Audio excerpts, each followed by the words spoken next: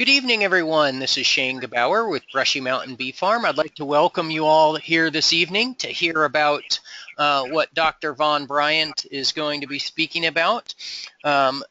Dr. Bryant is a professor at Texas A&M, and he is one of the only people, if not the only person, in the United States that's testing pollen samples, not just domestically, but sources from around the world to try and identify the floral sources from that pollen. I got connected with Dr. Bryant because a local beekeeper said, "You really got to try this." And I sent a couple of samples off and got my results back, and I was fascinated by the level of detail, all the various floral sources that went into producing my honey.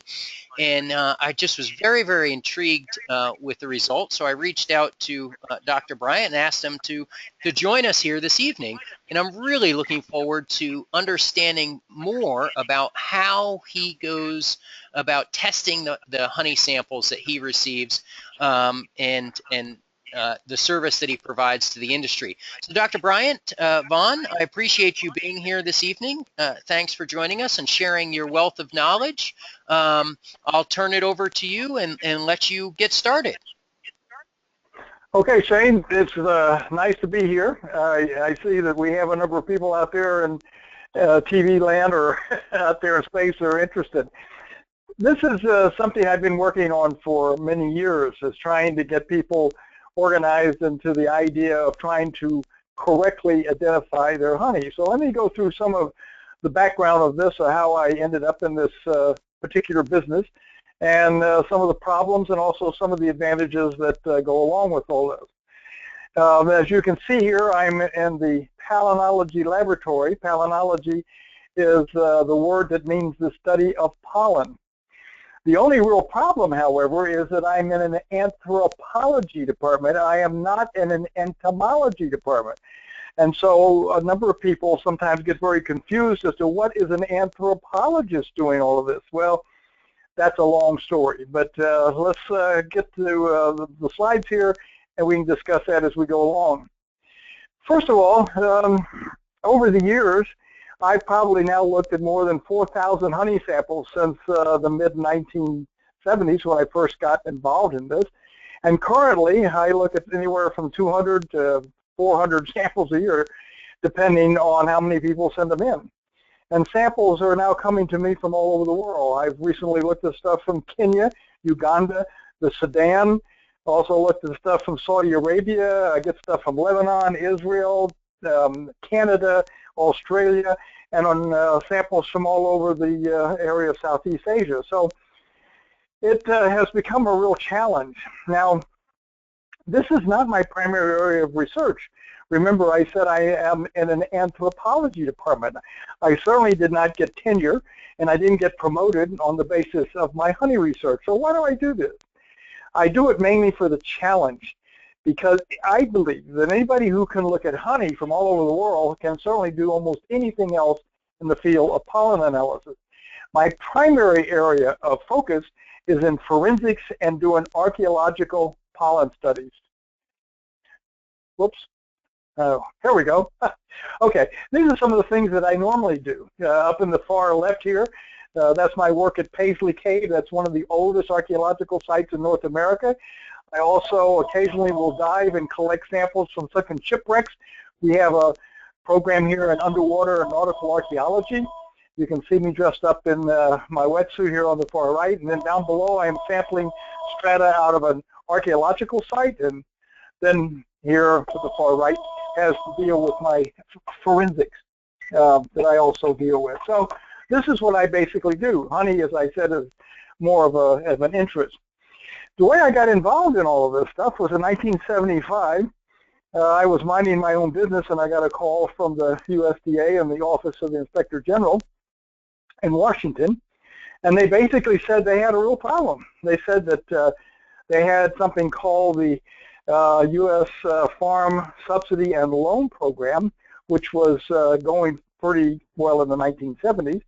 And under this program, beekeepers could lend their honey to the federal government at a certain price, And then if they did not want to repay their loan, the federal government just kept the honey and they kept the money.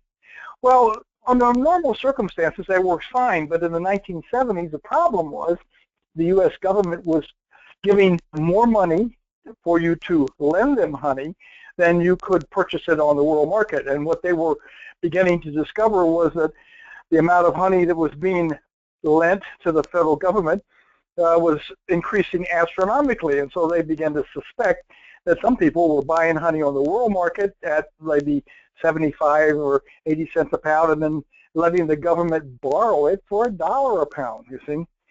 So they wanted to check this to see if the honey was really being made domestically, because that was one of the requirements. It had to be honey produced in the United States. They said that they had called several other people and they weren't interested. They called me.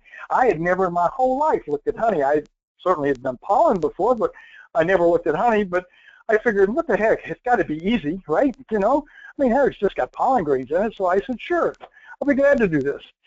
What I didn't realize is that there are about 300,000 different plants in the world that bees can utilize for either the nectar or the pollen.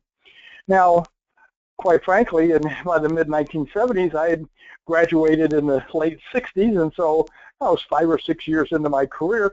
I probably knew a couple of thousand pollen types, but I certainly had no idea of the diversity that these bees were going to find. So anyway, I ended up really doing a tremendous amount of background research in order to accomplish the project that I had agreed to do. So during the late 1970s, I continued to get more and more samples from the federal government, somewhere between 75 and 100 honey samples a year to test. The government continued to have this loan program, and the world price for honey continued to be lower than the loan value. So the federal government continued to worry about some people illegally letting the government borrow some of this honey. So my job was to verify not only the nectar sources, but also where the honey came from. They wanted to know for certain, was this honey produced in the United States? And so that was my job. And I figured out that probably I earned about 10 cents an hour based on the tremendous amount of background information I had to learn in order to do this correctly. Now, by the mid-1980s, the world price for honey was now higher than what the government was giving you as if you let them borrow it. And so no longer beekeepers were not giving it to the government because they could sell it on the world market for more. So that program ended, and I no longer had samples coming to me from the federal government. Now, overall, during the period of time that I did do this work, I found that about 6% of the honey that I examined actually appeared to be non-U.S. In other words, about 6% of the honey that was being lent to the government was bogus. Well, what about palynology? In order to examine honey and to do this, to look at the pollen in honey, you basically need training, and you need training in such things as botany and plant ecology and plant taxonomy, and certainly you need to have a pretty good understanding of pollen. You also need to have an understanding of bee biology.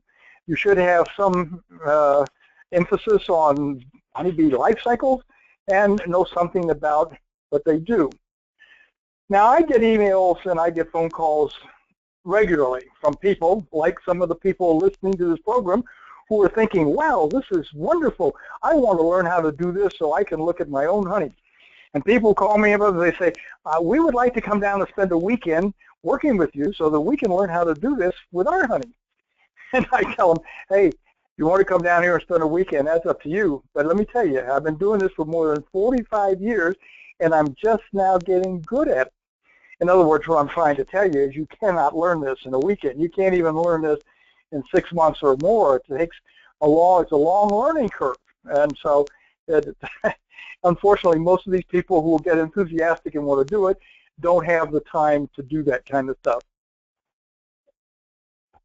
Here are just a few of the pollen types, just to give you some idea what pollen looks like. Each one of these little lines, the little black lines here, represents 10 microns.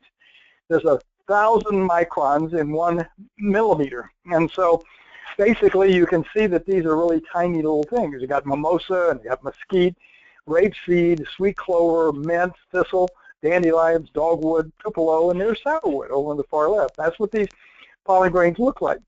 And so I think you can see that it is possible to separate these things and learn what they look like. And these are only a half dozen or so pollen types. And remember, there are 300,000 potential ones from all over the world. Each individual state probably has a flora that would consist of perhaps 6,000 to 7,000 different plants. Texas, for example, has about 6,800 different plants, each one of which produces a different pollen type. So just doing the honey from Texas, you might run into anywhere from 6,000 to 7,000 different types that you need to be familiar with. And so this is one of the big problems.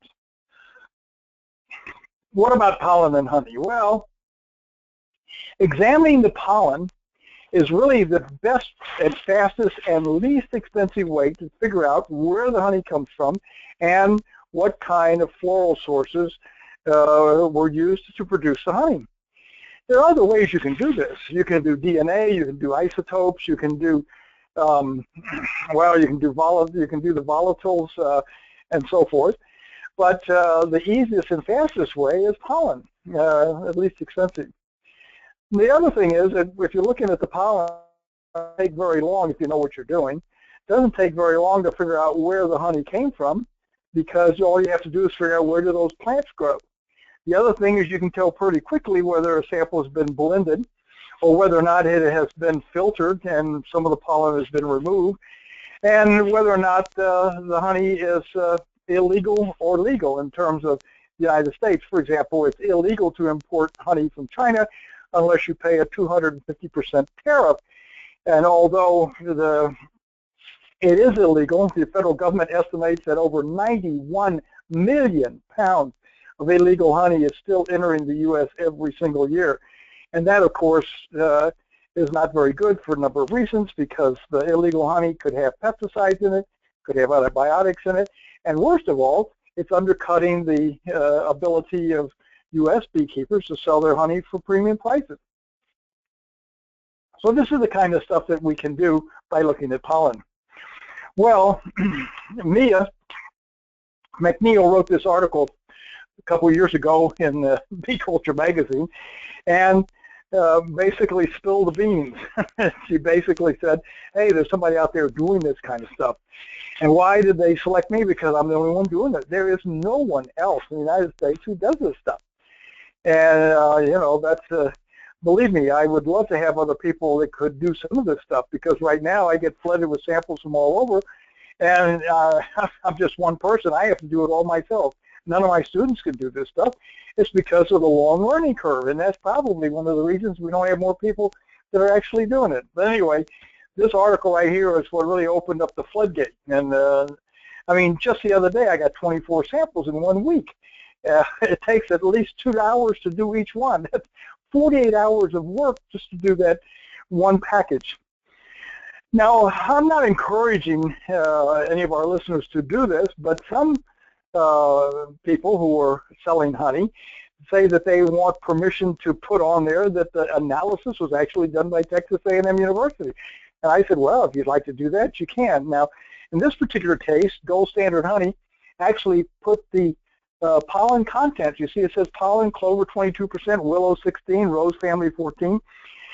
Well, that's okay, but quite frankly, what you should put instead is what the nectar percentages are, and the nectar percentages are not the same as the pollen type. But nevertheless, this was an attempt to try to show customers that their honey had actually been analyzed and that it was legitimate. Now, I currently test almost all of the honey sold by Gold Standard Honey. I also do the same thing for Rice's Lucky Clover Honey and also Nature and Age. So these three companies continually send me samples to examine. And why do they do this? Because they tell their customers that they guarantee that what they're selling is actually what is on the label. And very few other places actually are willing to make that claim. Pollen testing from honey could be misleading if you don't do it right. Now, right now I don't have any competition, although there are some companies in Europe and elsewhere that actually do test honey. But nevertheless, here in the United States, nobody else is doing this. But if you are going to test honey, there are a number of things that you need to understand. First of all, some people believe incorrectly that the percentage of pollen is equal to the percentage of nectar. There's a one-to-one relationship. So if you have 10% clover pollen, you have 10% clover honey. That's not true at all. There is no one-to-one relationship between the nectar source and pollen. To accurately identify the nectar source, it is important to understand what the expected amount of pollen for each nectar type should be.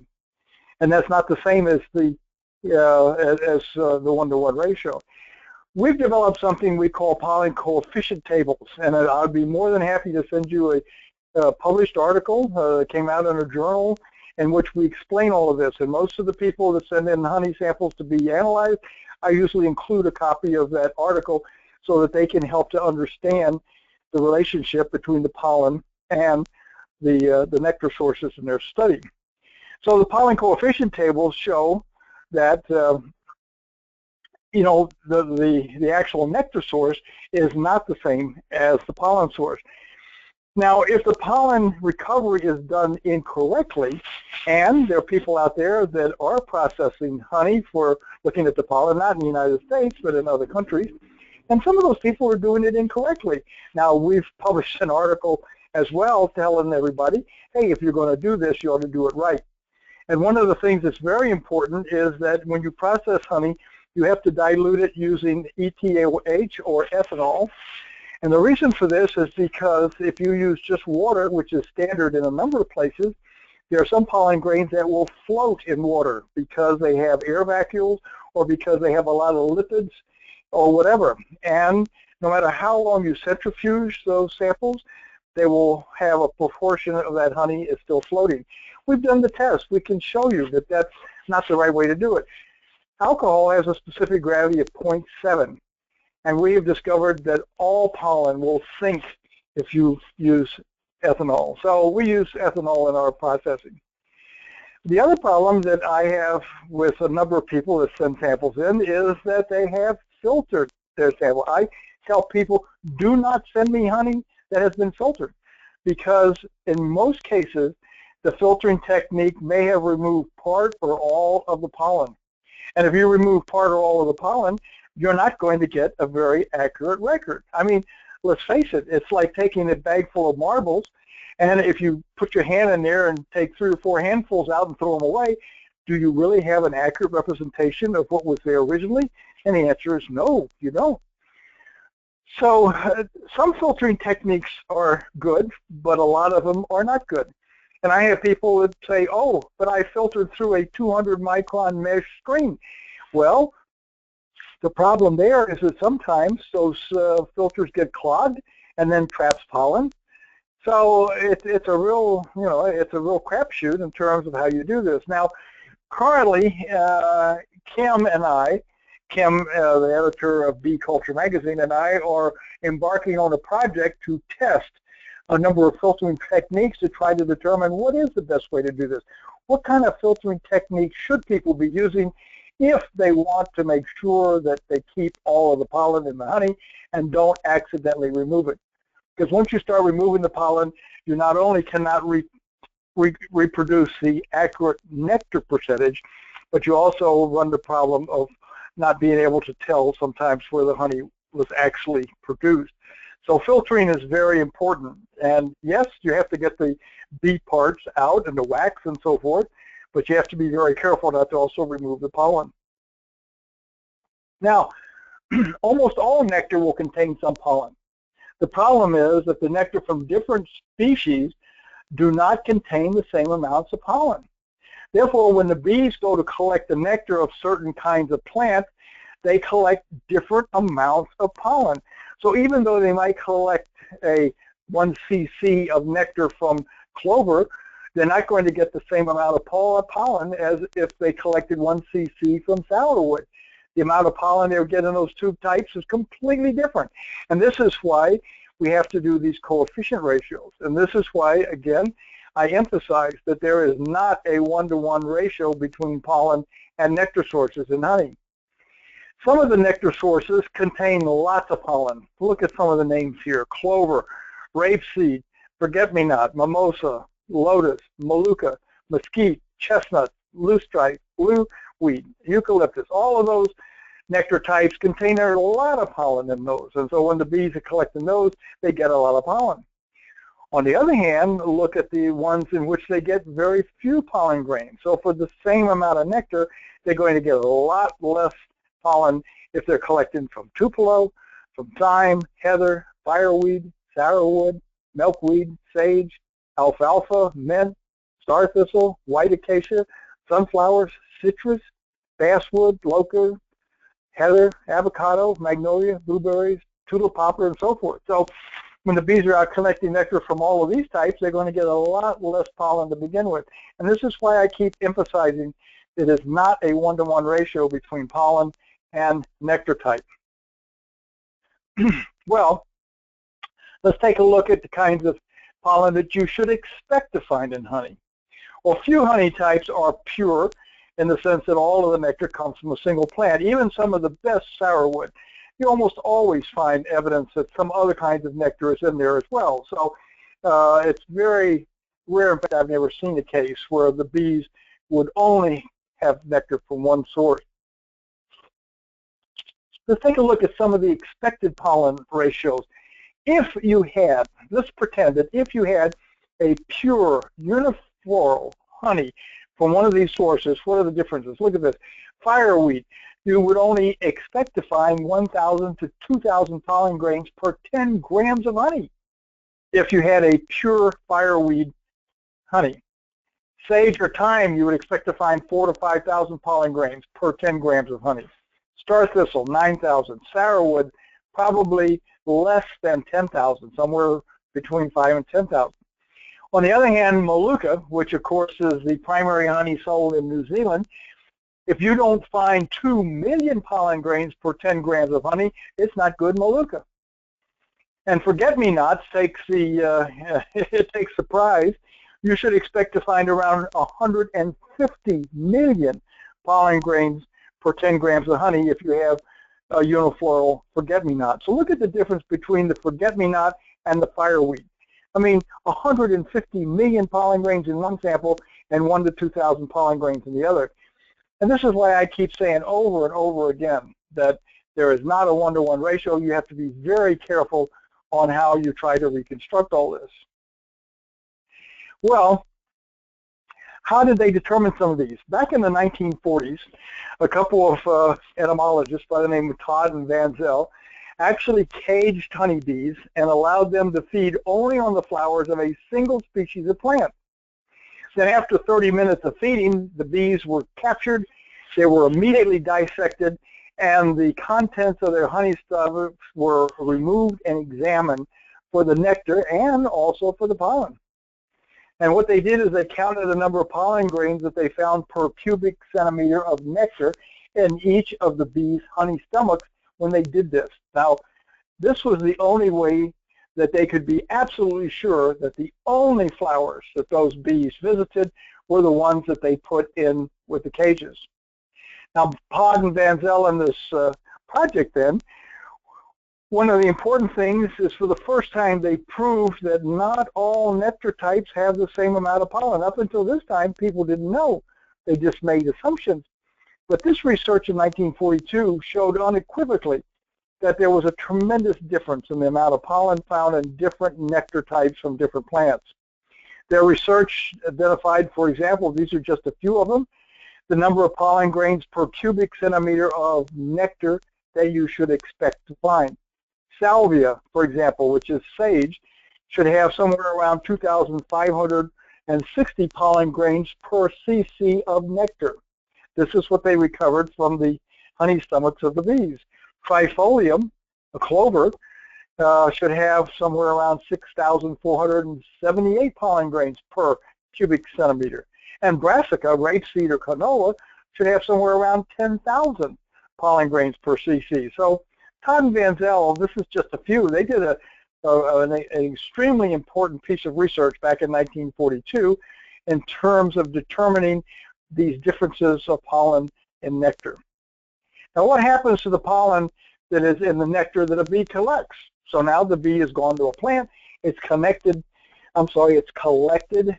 the nectar from this particular flower, and in that nectar, of course, they have pollen. So what happens next? Well, it turns out that up to 90% of the pollen that is actually in the nectar that is collected by honeybees can actually be removed by the action of the Proventriculus, the honey stopper, within 15 minutes after the nectar is collected. So when the bee collects the nectar from a flower, if it takes more than 15 minutes to fly back to the hive, most of the pollen has been excreted.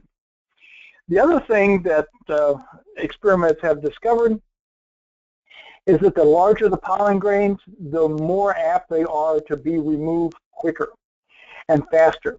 Smaller pollen grains do not get removed as fast because the opening in the Proventriculus remains partly open as the nectar is forced back and forth through it in order to remove particles of primarily fungi, but other particles as well, to try to make the nectar as pure as possible. So, excuse me. So another problem right off the bat is if you have large pollen grains, you're going to get a lot fewer of those ever getting into the nectar. Here's a breakdown, a diagram showing the bees inside, and you can see the honey stomach here.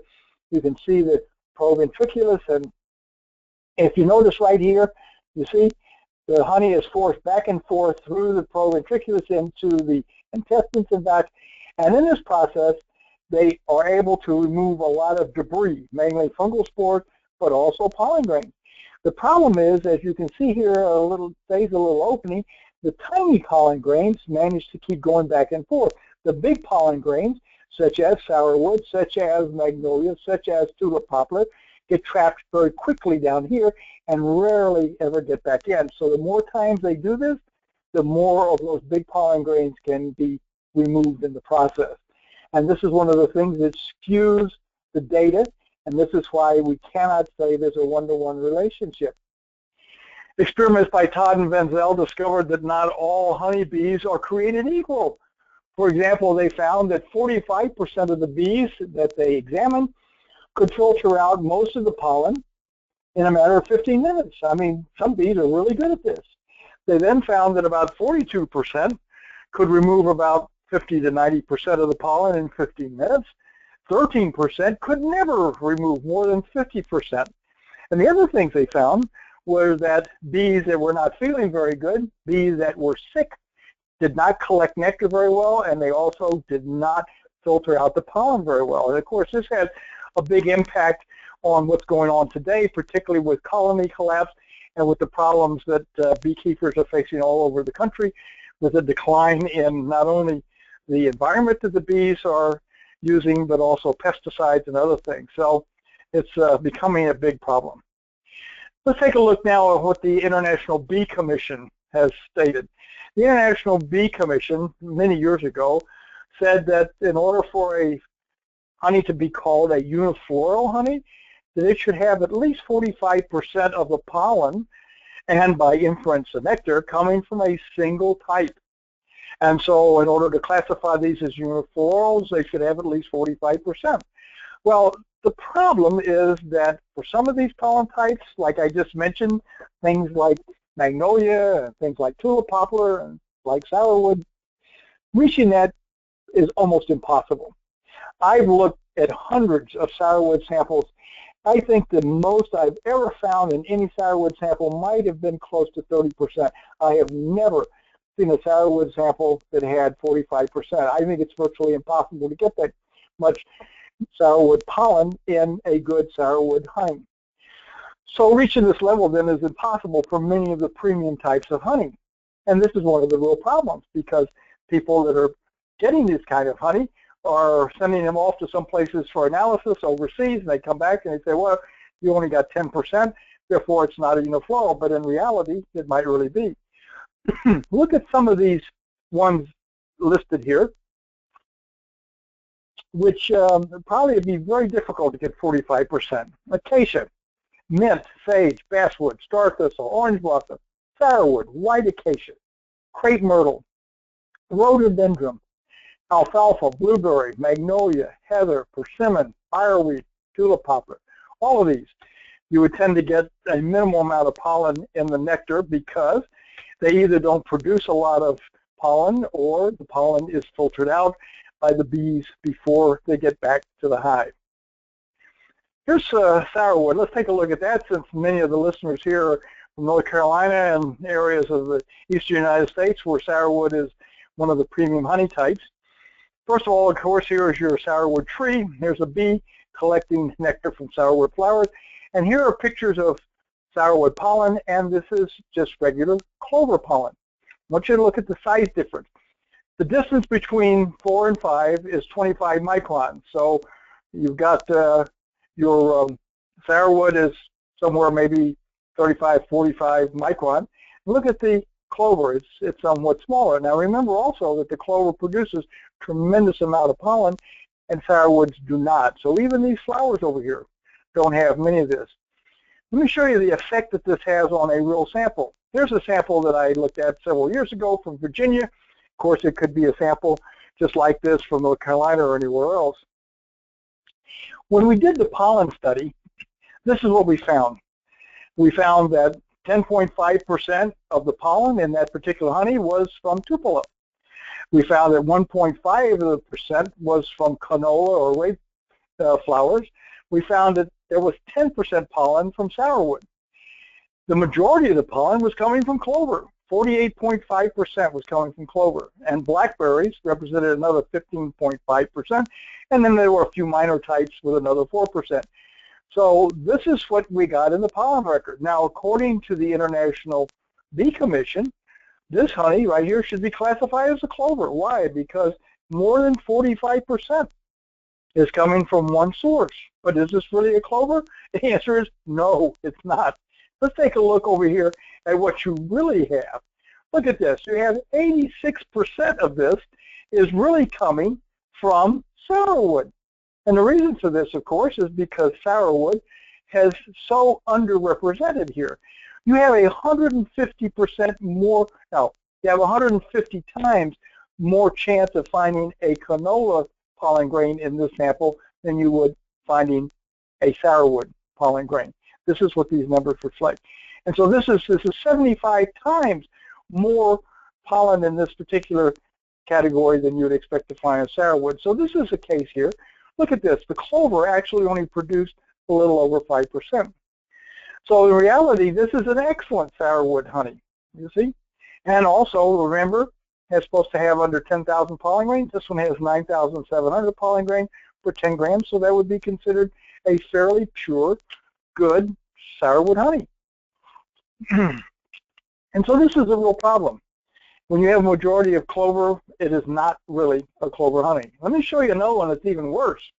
I do a lot of work for people up in Alaska, and their primary type of premium honey in Alaska is called fireweed honey. Now, fireweed honey sells for a premium price in Alaska, and they got the same problem in Alaska as you people have in North Carolina and elsewhere, and that is that there are people out there marketing fireweed honey and getting a premium price, when in essence, it's not fireweed honey at all. Just like in some of the areas in the east, just selling sourwood honey, and it's not sourwood at all. But look at this, look how much this is. This particular sample, which came from a hive near Fairbanks, Alaska, has 62.8% canola or rapeseed pollen, and it has only 6% fireweed. But look over here after we put in the pollen coefficient value. This in reality is 95% fireweed. This is an excellent fireweed honey, in spite of the fact that if you just look at the pollen type, 62% or the majority of the pollen is coming from canola. But look at this, 150 times, actually more, because this has a 0.3. This is one of the most underrepresented pollen types in any particular honey. And the reason for this, again, look at the size of this. Remember, this is 25 microns. So this particular pollen grain is 25, 50, 75, almost 100 microns. And those get filtered out very quickly in the bee's Proventriculus, as also there's not that much pollen that's being produced with the nectar. So just those two examples of fireweed and sourwood, you can see how misleading it can be if you're just looking at the pollen types. You have to do the pollen coefficient values in order to determine what the real true nectar values really are. Well, even though this is a really great technique, we have some problems. And the real problems is that all of these, what we call the TC values or the pollen coefficient values, were actually worked out in the 1950s and 1960s, back when, quite frankly, people had a lot more time on their hands. And these studies that were done back in the 1950s and 1960s were good, but they were using technology and techniques and understandings of statistics and everything that were appropriate for that time period. But of course, we've moved way beyond that today. And so, quite honestly, what really needs to be done somewhere is somebody needs to redo these studies using modern technology to see if those original pollen coefficient values are still valid. Maybe they would change if we use new techniques. And so the problem is, first of all, in order to do this, you've got to have caged bees. Now, they did this originally, but the problem was they looked at the bees right after they went to the flowers, and they went right to the hive. They didn't allow them to fly back to the hive. And remember, as I said, during a 15-minute flight back to the hive, they can remove up to 90% of the pollen. So already they're getting more pollen than they probably would in nature. Also, the earlier studies used older technologies of how to process the pollen. They didn't use the ethanol method. So it's possible that some of the pollen could have been accidentally lost during their analysis. And finally, determining the pollen coefficient values back in those days may not have been accurate because the techniques on how to count and how to determine the concentration values were not as good as the techniques we use today. So these are things that need to be done. They need to be redone. So who's redoing them? The answer is nobody. I cannot find a single entomology department in North America, Canada, or the United States who is interested in doing this. And there are a lot of entomology departments that actually study bees, they study honey, they're very much involved in trying to produce better types of honey and better types of bees and everything, but not one of them is interested in trying to do this. Even in Europe, nobody's particularly interested in doing this. They're all off doing something else.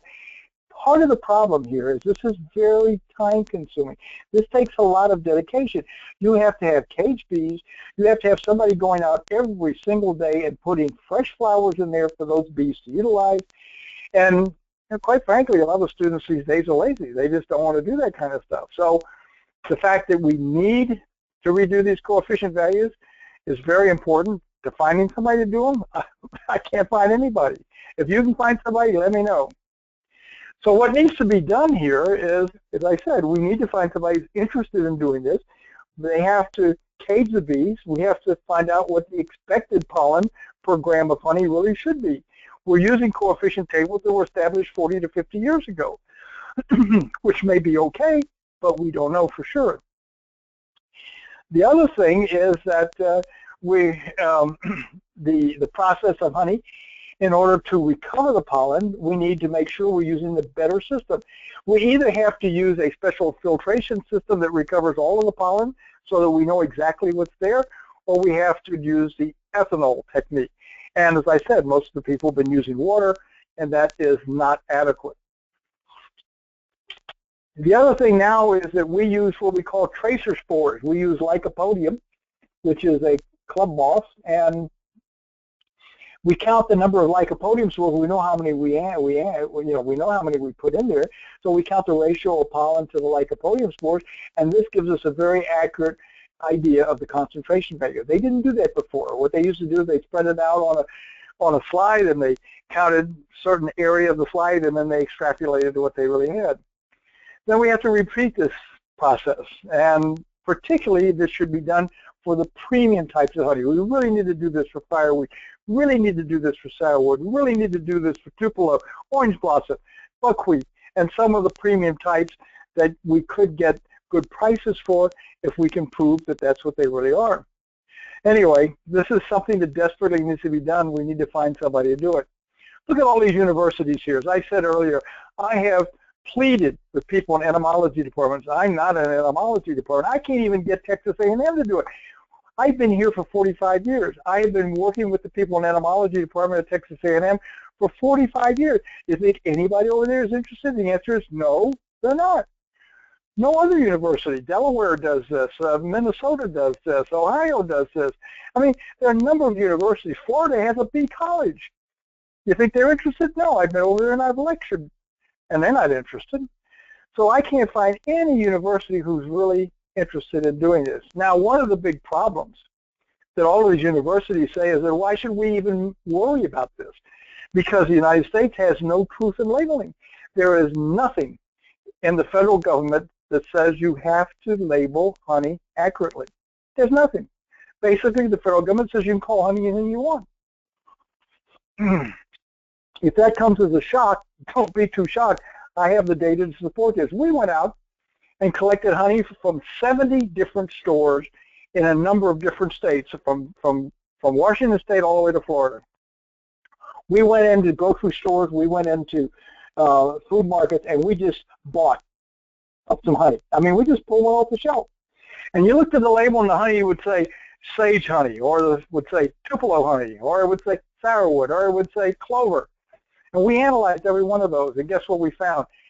Out of 70 samples that we collected nationwide, 1 was correct. The other 69 were wrong. Now that is a real problem. If you're going to try to convince customers to pay premium prices for honey out there, and you can only got 1 out of 70 that's correct, how long do you think those people are going to be willing to pay premium prices? I like to tell people, pretend that you go to a restaurant, and you're in this restaurant, and the waiter comes over, and you're trying to impress your guests. And so you say, what kind of wine do you have? Do you have some really premium wine? And the waiter says, oh, yes. We have some really good wine made in Bordeaux 15 years ago. It cost $500 a bottle. Now, you're trying to impress your guests, so you say, yes, bring me a bottle of that stuff. So the waiter brings you the $500 bottle of wine, and you pour it out, and all your guests. Now, everybody's a happy camper until somebody discovers that that was made in Napa Valley last year.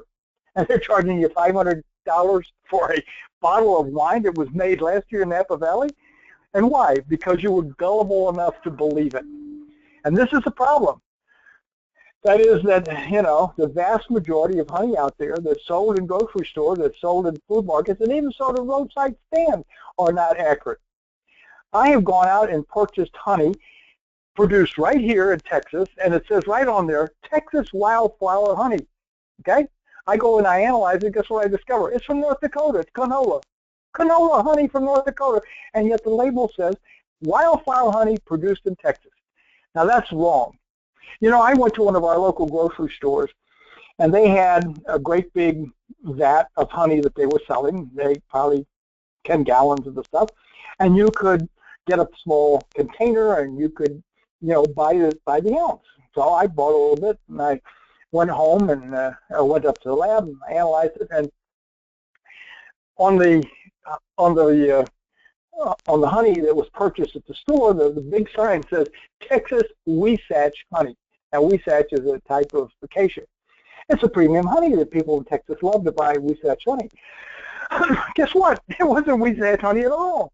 I go back to the manager of the store and I say, hey, I bought some of this stuff. I went and I analyzed it. It's not Wasatch honey. You got this big sign on there. It says Texas Wasatch honey.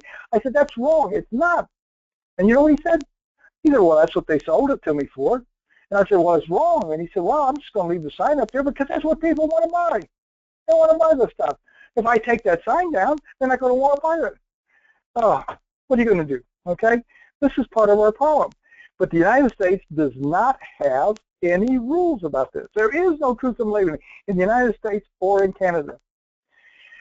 The other problem today is I find a lot of students not willing to do this kind of work because most of these students today are focused on trying to get a degree. They want a job. They don't want to learn anything. You know, somebody asked me, they said, who does all the analysis of the samples that you receive? And the answer is me.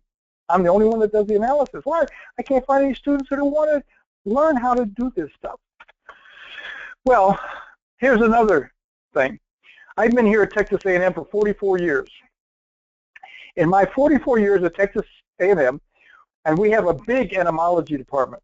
How many students have really been interested in doing honey? The answer is 3. This guy up here named Bernard Vassy. He's from France. He came over here to learn how to do this stuff, and he now works in France. He is head of their honey program in France. This is Gretchen Jones. She worked for the USDA for 23 years, but she's retired. They didn't replace her. She did honey. And this is Kristen Baum, who currently teaches at Oklahoma State. She did pollen studies. This is right here. She was doing this right here. And that's it. 3 of them. 3 of them in 44 years. I can't find anybody else that's interested. This is a problem. Well, of course, most of you people out there listening have hives. Most of you are commercially selling this stuff. So the question is, how do you market? How do you market this stuff? What can you do to sell the stuff? Well, of course, you have to have a nice display. You can put on a nice label. And you see this right here. It says Oklahoma native, Texas tallow, and Wisconsin wildflower. Guess what? This is gold. I tested these honeys. I test all of the honey sold by this company, and they put this on there, and they will stand behind that because that's what it really is. That is really Oklahoma honey. That is really Texas tallow. That is really Wisconsin wildflower. Now, what about this one over here? This says this Sourwood honey. Well, is it? I have no idea. I didn't test it, but it says it's Sourwood. It's nice and clear. It could be anything, though. Why is truth in labeling important? Well, let's take a look at what some of these things cost. The most expensive honey in the world is something called mad honey. It's produced only in Turkey. It comes from a very small area around the Black Sea, and it sells for $160-some a pound. Yeah, very expensive. Why do people want this stuff? Well, because it's supposed to, about 20 or 30 different things it's supposed to do, but the most important thing is it is a hallucinogen. You take a little bit of this stuff and it's kind of like dropping LSD or something. The only problem is if you drink too much of this stuff, you can depress your heartbeat and you can depress your blood pressure to the point that where you could almost die. And every year in Turkey, they have a number of emergency room admissions of people that have overdone it. Now, anyway, but nevertheless, people want to buy mad honey because of its psychedelic properties. Cider honey, which is produced mainly in Yemen, sells for $99 a pound. But the question is, how do you know it's really cider honey? I get honey that people send me all the time. They want to know, is it really cider honey? This guy wanted to buy a bunch of honey from Yemen and distribute it in the United States, but he wanted to check it. Guess what? Now, one of the samples he sent me was really cider. How about Maluka honey? Maluka honey, at least locally here in our area, sells for about $40 a pound. The big problem is that last year in New Zealand, they only produced, I think, something like 12 million pounds of the stuff, and yet there was something like 20 million pounds sold internationally. In other words, more than half of Maluka honey really wasn't. Now, many of the U.S. premium honey types, they'll sell for high prices, but the question is, are you really getting what you pay for? Here's a picture from a bazaar. This is a bazaar in Istanbul, and look at this. All of this stuff right here is mad honey. All of these things. They're selling this stuff for well over $100 a bottle. Are you going to buy that stuff? How do you know what's in there? It may or may not be. There's no problem. So if you want to convince your customers to buy this stuff, what you have to do is, first of all, you have to convince your customers that the contents really are what it says. That if you're selling Tupelo or if you're selling Sourwood, you have to convince them it really is. The second thing you have to do is you have to tell the customer, I know it is because I've proved it. I've proved that this is really Sourwood honey. I've proved that it's not just my imagination. I proved it. And the third problem is that if you're going to charge these premium prices, you've got to be certain that what you're selling them really is what it is. Because if they have any questions, they want to know for certain that that's what they're buying. It's just like that wine. You're going to pay $500 for a wine that was made last year in Napa Valley? Of course not. All right. Whoops. Look what they're doing in New Zealand. In New Zealand, you have a company, well, actually it's an organization called the Unique Maluka Factor Honey Association. And you see this little seal down here, right here? You see this? Okay, that seal says that that honey was tested by this association, and in fact, it is authentic Molucca honey. So if you're going to go out there and pay $40 a jar for this stuff, you want to see that little emblem down in the corner. That is your guarantee that it really is real Molucca honey. Now, just to show you, they went out and tested 55 Molucca honey jars that were sold in Hong Kong in 2013. Only 14 of them were really that. Most of them were just weren't even honey. They were rice syrup. Anyway, so the point is that if you're going to do this stuff, you have, if you're going to use a label like this, if you're going to get people to recognize this label, maybe you need to come do something like this yourself. I know in North Carolina, for example, you're trying to enforce certain kinds of standards. So some customers are becoming very suspicious. I get emails all the time from people wanting to know, where can I buy authentic honey? Where can I buy real honey? They're concerned. They've read about this stuff. Most of the stuff's junk, and they want to buy really good stuff. I have to tell them, I don't have any idea. I don't know where. Unless you test it, you can't be for certain. A large percentage of the honey that I've tested during the past 40-plus years have not been what beekeepers said. I get samples all the time. People said, well, I just looked at one this morning. Somebody from North Carolina sent me this sample and said, I really think that this is tulip poplar honey. Guess what? 2% tulip poplar. It's not that at all. It's primarily blackberry. So, you know, the person said, oh, but I saw the bees on the tulip poplar. I know it's tulip poplar honey. And the answer is, no, it isn't. It's really blackberry honey. So, unfortunately, most of the people, beekeepers, see the bees on some plant and they say, oh, that's what it really is, when in reality, it's really not. I found that over the years, more than 60% of the time, people are wrong. It's not their fault. It's just that they make these assumptions, okay? So what about this sourwood over here? Is this really sourwood or not? Would you be willing to pay a premium price for the sourwood? I have no idea. I didn't test it. I don't know. So that's the problem, folks. The problem is that people are out there buying this stuff and they don't really know what it is. So the future is really up to you folks. Some people say that we can live with the status quo. We'll just continue to label honey any way you want to. I have to tell you this story. This beekeeper in Hawaii sent me 4 samples, and they said, well, the premium types of honey out there are things like koala honey. They also have luau honey, and they sent this to me, and guess what? It wasn't any of those things. And you know what the guy said? Well, I'm going to continue to call it that because that's what the customer wants. I said, but that's not what it is. He said, well, that's all right. I just was curious. What we need to do is we need to lobby the FDA. We need to lobby Congress to try to put some teeth in it. We need truth in labeling.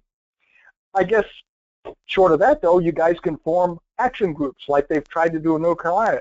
Maybe you can have some kind of a seal that you can put on it like the people in New Zealand do.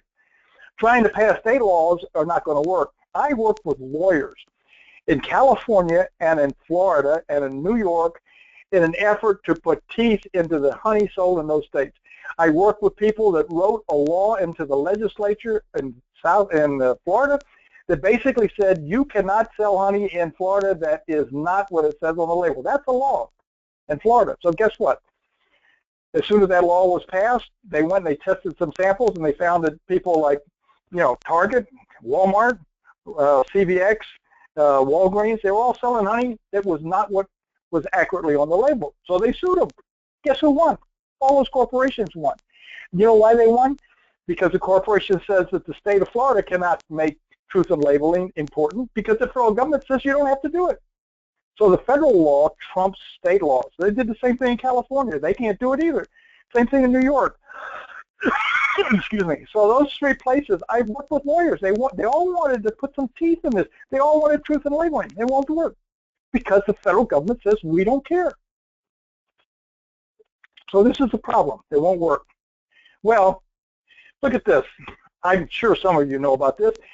You know, we end up catching bad guys. Only a few of them, though. I mean, here's a case where the Wolf brothers were selling stuff. They were selling millions of pounds of illegal honey. They finally caught them.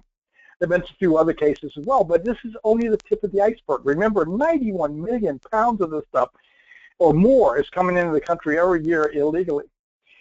There is a Senate bill, believe it or not, called Senate Bill 662.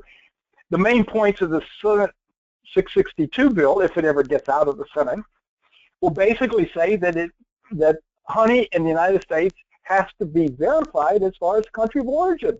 Oh, you can't import honey unless you can verify where it came from. It will also require Customs and Border Protection to actually examine this stuff and to develop a worldwide honey database. In other words, so we'll know what the honey from Vietnam looks like. We know what the honey from Indonesia looks like. We know what the honey from India looks like. We don't have a database like this. This law would require Customs and Border Protection to establish that. And finally, it would also require the FDA to establish U.S. identification and truth in labeling standards and then test it. Now, what are the chances of Senate Bill 662 ever even getting out of committee? If you go and look at Las Vegas, the odds are less than 1%. There's no chance that this is ever going to pass. It would be a wonderful thing, but I'm afraid it's never going to go. So what do we need to do? Well, first of all, we need to get new laws passed for truth in labeling. I don't know if that's ever going to happen. Second, we need to do more testing. Well, we got to try to find what the bogus honey is and get rid of it. We have to try to tell them that this is not good stuff. The other thing is we have to support training centers that can teach people how to do this stuff. I'm the only person out there doing it. No other centers even interested in doing this. And the big problem is that we need to create future jobs. We need to create jobs for people to do this stuff. This is not my job. I do this stuff. I'm being paid as a professor to teach courses. I do honey as a service more than anything else. Remember I said earlier, last year they estimated I made 39 cents an hour for doing this stuff. So this is not my profession. My profession is teaching. Well, that's more or less it. I could go on for a long time, and I see I've almost burned up the whole hour. But anyway, that's where we stand, folks. I mean, this is some of the problems involved. If you're going to go out there and market this stuff, you have to convince your customers that if they're going to pay a premium price, they're going to get what they really believe is in the jar. And so it's up to you folks. You've got to figure out a way to convince the customer. You've got to figure out a way to make sure that you don't have cheaters among yourself. So beyond that, I don't know what else to tell you. And Shane, I'll turn it back to you and see if you've got any questions. I'm sure a few people probably have some questions. Yeah, we sure do. First off, thank you very much. That was very interesting to hear that. I have a couple of questions, and then we'll get to some questions that the people have typed in. You mentioned that you tested some samples. 1 out of 70 were actually correct, and that 60% of the time people kind of guess wrong as far as what they think their honey might be. Is there any information out there that you're aware of that's actually published that we can turn to for those that are conscientious and proper labeling to say, look, this is why we do it, and you're guaranteed to get a good product, and here's some information to suggest that there's a lot of falsehoods out there? Well, that's true, and the product, as I said, you don't have a federal law, you can't make a state law. The only thing you can do, I know that when John Ambrose was alive, one of the things he was trying to do, of course, in North Carolina, was to put some truth into the labeling of sourwood honey. And John had come up with this thing that said it has to be 51% sourwood honey based on pollen coefficient values. Well, that's fine and dandy, but you've got to have some kind of a seal or something you can put on there so that other people know this. Because if you walk into a grocery store and you see a jar of sourwood, how do you know it really is? It could be cheap canola for all you know. I mean, that's the problem. Yeah, so it's just a quick story. I was one of the 60%, by the way, Vaughn. You sent, or rather did 3 analysis for me. I sent you some samples. They were blindly labeled, just sample 1, 2, and 3. I was convinced before sending them to you that sample 1 was my really prized sourwood. Upon getting the results back, it was sourwood, but only 68%. The one that I thought was sort of a blend of spring and sourwood turned out to be my best sourwood, which was 90%. And one which I was fairly certain was remnants from my spring flow turned out to be, I think it was 88% sourwood. So it just goes to show that what I thought to be true, and I thought I had a pretty good understanding of what I had, you just can't trust what you think is going on. So I'm a case in point, I guess, and a big advocate for doing this testing. But I want to get to some of the questions that we've got typed in here. Do you know if there's any correlation between pollen size, the pollen grain size, and crystallization? No. Now that's the other thing. One of the reasons the USDA, or one of the reasons the federal government says you can take pollen out of honey is because they say that pollen in honey will cause crystallization. Now, it is true to a very small degree pollen will cause crystallization. The primary cause of crystallization in honey are two things. One is the molecular size of the sugars, and the second thing is the temperature in which the honey is stored. Both of those factors, and also water content. Those three things: water content, temperature, and the types of sugar molecules. And so, the pollen is maybe causes 1 to 2% of the crystallization, but it's a case of throwing the baby out with the bathwater. So taking all the pollen, the federal government says you can take all the pollen out. Now, in Europe, they allow you to take all the pollen out, but in order to do that, you must first verify what the stuff is. In other words, you have to send them a sample with the pollen in it, and then they have to write back and say, okay, this is really whatever it is, this is really olive honey, or this is really clover honey. Then you can take the pollen out, but then it says on the label, it's been verified, you see? The problem here is people take the pollen out before that, and the biggest problem by not having pollen in there is all of this illegal stuff doesn't have any pollen in it. And why? Because they don't want you to know where it came from. And so they can, it comes in with no pollen, and it gets mixed up with the stuff that's right here, people have been taking the pollen out. So pollen doesn't necessarily cause the crystallization. It does to a very minor degree, but the main factors are the molecular size of the sugars, the water content, and the temperature at which the honey is being stored. Great. So here's an interesting question that I think. Well, I'll just ask the question. If table sugar is sucrose that essentially breaks down into fructose and glucose, and nectar is sucrose that it breaks down into glucose and fructose to make honey, what's the difference between the two? Well, certainly a molecular difference. I mean, there's the way the molecule is structured is certainly different. And the different nectar types, of course, have different ratios. And so some nectar types are primarily fructose and some are not. And so the mixture that you're going to, you almost have to you can do a sugar analysis of the honey in order to determine what it is. The other big problem, of course, is that they for years have used this to try to determine whether or not you have adulterated honey, because most of your honey that is being produced are by C3 plants. And of course, high fructose corn syrup is a C4 plant. So if you find C4 sugar in the honey, immediately they begin to get suspicious that you've added sucrose. So I mean, you've added high fructose corn syrup to it and stuff like that. But the problem is that the problem is you need to do a sugar analysis of the nectar in order to determine the probability of whether or not it's going to granulate.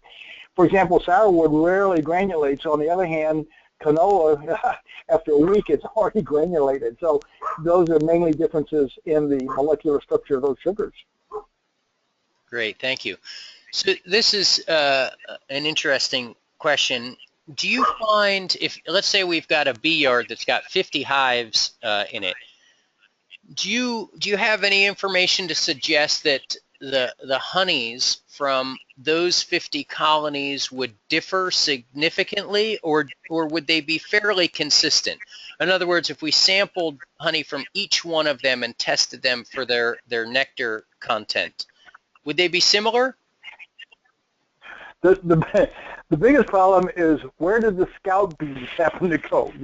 The bees that go out there to try to find good sources and then come back and do the dance and tell the rest of the hive where to go.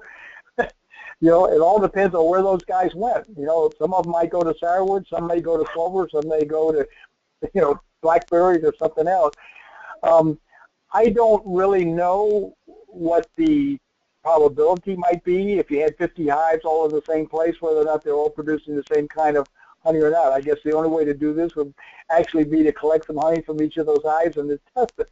What, of course, most people do is they take those hives and they mix all the honey together in a big pot, and now they've got sort of one type of honey that represents a mixture of all those hives. And certainly it's honey from that same area, but you're now getting mixture from different hives. I just don't really know what the fidelity, if you want to call it that, of each of the hives would be in terms of going to the same sources. So I guess that's, you know, some of it have to be tested. Great, thank you. So we are past the 1 hour mark, but there are several questions about how to get honey tested. And I know that you're exceptionally busy. You just mentioned you've got 24 samples sitting there, and it's just you. And before the session went live, we were talking, and it is really just you sitting at the microscope doing the analysis, not some computerized program that's doing this. So you're overwhelmed, but at risk of overwhelming you more, if someone wanted to have their honey tested, how would they go about doing that, Vaughn? Well, you know, you just get in the queue. In other words, I try to do the best I can. I try to tell most people that I try to get the results back within, a week to 10 days. And if it's not overpowering, I do most of this stuff at night and on weekends. I mean, during the day, I'm busy teaching and mentoring my students up on campus. That's what I'm being paid for. So I do this stuff mainly at night. I hate to tell you, but the only TV I ever watch is the news. I watch about a half an hour a day, and that's it. So every night I sit down with my microscope and try to get some of these samples done. And on the weekends, I try to do this as well. So that's basically, if you want to call it, my hobby. Now, I can only do so much. And so if it gets overwhelmed, I just write and tell people, I say, look, it's going to be 2 weeks before I can get to it. And you're right. The more this gets out, the more people want to find what's in their honey, the bigger the problem becomes. The big problem is nobody else is doing this. And so the only other place you can get this done is you can send it to places like Intertech in Germany and everything. There's a problem there. They do things differently than I do it. I do something called the acetylysis technique, and I can explain to you why this is a much superior technique than the one they use. The other thing is that many of the people over there that they hire to analyze this stuff are not really botanists. They just, you know, I hate to say it, some of them are not, I don't think some of them really know what they're doing. But there have been 2 different occasions where I have actually had people who have sent samples to Intertech and have sent samples to me, and they come back with different results. And basically, I point out what I did, and I justify what I did, and I said, look, you take your choice. But you know, as far as I'm concerned, I think I'm doing it better than they're doing it. Just one more thing about this. There was a company in Turkey that sent a bunch of samples to Intertech, and Intertech wrote them back and said they didn't figure out what the hell it was. So guess what? They sent the samples to me, and I told them what it was. So you know, I don't know. I'm not going to point fingers at Intertech, but I'm just saying that in a couple of cases, I'm pretty sure that Intertech was wrong on a couple of analyses that I did. And I can show you why I think my technique's much better. I published my technique. I'm not the only person that uses it, but the acetylysis technique is, as far as I'm concerned, is the only way that you can really do this accurately, and they don't use it. So anyway, but to get back to your question, if I don't do it, the only other place I know that you can send it is Intertech, and that's it. I mean, I don't know of anybody else that does this stuff. Mm-hmm. And what are the procedures of actually getting a sample to you? Okay. The first thing I tell everybody is, for heaven's sakes, try to get the honey right out of the hive. Do not filter it. Because, as I said earlier in the presentation, if you filter it, depending on what type of filtering system you're using, you may or may not remove some of the pollen. And if you remove some of the pollen, then you're going to skew the results. If you remove all of the pollen, you're not going to get any results. And I really feel badly about charging somebody for doing this when the results are not going to be accurate. So I try to tell people, please send me samples before you filter it. That's the only real good way that I can be assured to get all the pollen that was really in your honey. So the other thing is, you can email me, and I'll be more than happy to send you a sort of an email about what to do and how to send all of the stuff. But essentially, the most important thing is I need at least 25 grams. That's about an ounce of honey. And I also want you to please put that in a Ziploc plastic bag. I've had packages arrive that are dripping with honey. And you know, the mailman doesn't really appreciate this.